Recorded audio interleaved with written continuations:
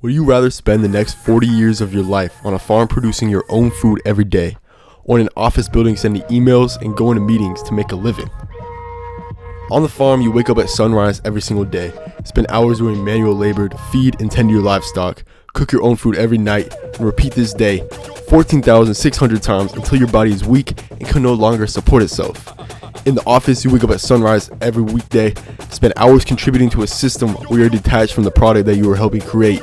Squeeze in a few meals when you get breaks, and repeat this day 14,600 times until your body is weak and can no longer support itself. Both these options are boo-boo. These are the two extremes that my brain wanders to every time I wonder what career path will give me a fulfilling life. Because who just wants to be average and somewhere in between? In reality, the existence of digital technology makes the farming extreme a little unrealistic, and the growing rise of a culture of resistance makes the office extreme far from reality. Most of us will live a life in between those two extremes.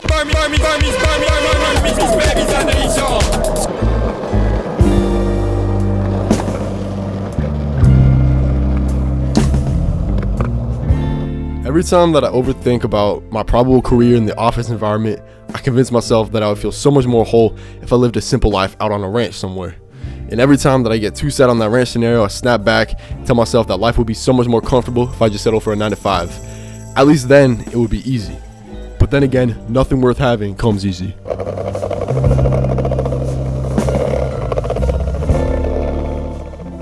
I mean, take everything I say with a grain of salt. I'm a college student who hasn't got a lick of the real world yet. But every speaker that I've had come to my class, every business leader that I've talked to, every career inspiration that I've stumbled upon through the internet, they've all achieved their high degree of success through extremely hard work and committed work. One thing that I've noticed about these successful people is that they took a lot of risks, usually splitting their wins and losses, but have one risk that worked out a lot better than the others. So what keeps me up at night and daydreaming about in class is the ability to take these risks. Everything that I've been spoon-fed in the form of advice from older people in the workforce is that full-time jobs are all about a balance. But the concept of balance is foreign to most of these extremely successful people that I've interacted with. Do all of them just have ADHD or are crazy enough to forego mental health so that they can dedicate all their time to their work? I feel like everyone knows that the balance is just a facade that sounds nice. People lie so that they can have their reputation align with the norm and don't stick out. It makes sense though, because if you tell a young adult in order to achieve their lofty dreams that they have when beginning their careers, that balance will be a stranger to their vocabulary. They'll go lie in bed for 3 days and distract themselves with media so they can ignore the truth. The truth will set you free, but first it'll you off. Yeah. What more needs to be said? Every accomplishment in my life that makes me proud that I achieved, I had no such thing as a balance when I was in the process of earning it. I earned a spot on the president's list for the first time in college last fall, which is basically super honor roll in college. And I achieved that by balancing my time equally in every way, with plenty of mental rest. No way, that was the most stressful semester of my life this far. My mental health is garbage. But I got president's list. If I distributed my time equally to every section of the garden in my brain equally, sure, I would have a fair garden, but that school section would just be mid-level. So would the work section, so would the exercise section, so would the relationship section. If you balance your life like everyone tells you to, you'll never be interesting. You will never have standout talents. And this got me as a kid. People would describe me as a well-rounded kid. I was alright at everything I did. Sports, school, well, I guess that's all there is to do when you are a kid. But I got mad because nobody would ever say that I'm exceptionally great at something. The same is true in my current season of life. The only times that one attribute of mine is really noticed or even just advanced is when I abandon another area. I was getting pretty decent at skateboarding this summer, but when I had to start balancing that with my time dedicated to work and school once the fall rolled around, I lost all of my momentum. Now I'm just mid. So what's the answer? We just wave goodbye to our mental health in order to achieve our dreams that would be out of the question if we don't? Well, yeah, kind of. But even in a balanced life, there's a way to raise your skills in everything at the same time. Removing the unimportant sections of your brain garden. Okay, I'm gonna say it. I'm gonna say the T word. Here I go. TikTok is the scapegoat for detrimental social media, but I don't think it's too much worse than any other platform really.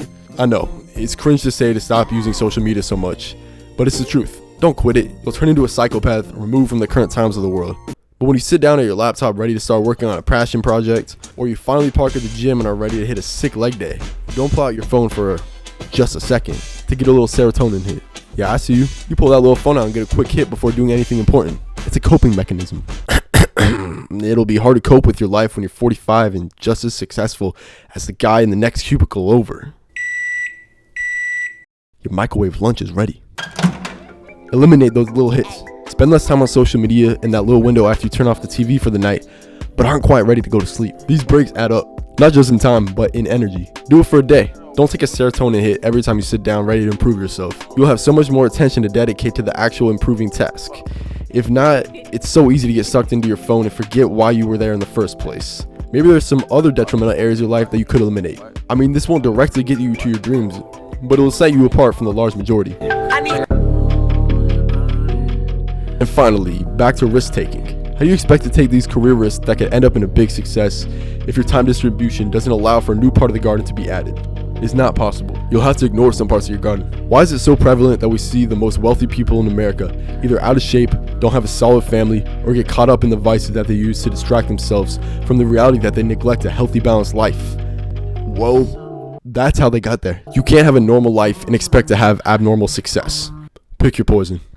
I need all my same color as Drake. If they not, then they getting rocked. Put that Pyrex in the pot. I don't give a if you out there in the city, or you getting hit with the and I'm really with the so you not gonna take my hits. Break my heart while I break it. 2 black cars and they broke my wrist.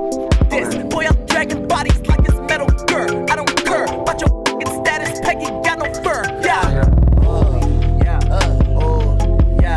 Jugger not coming them bands, ayy. Gun do not come with no plan, ayy. Keep the Kim at pad, ayy. Crackers never get a pathway. Credit like my name was Shad, ayy. Watch we get tagged, babe. Okay, get your demo out my face, shot.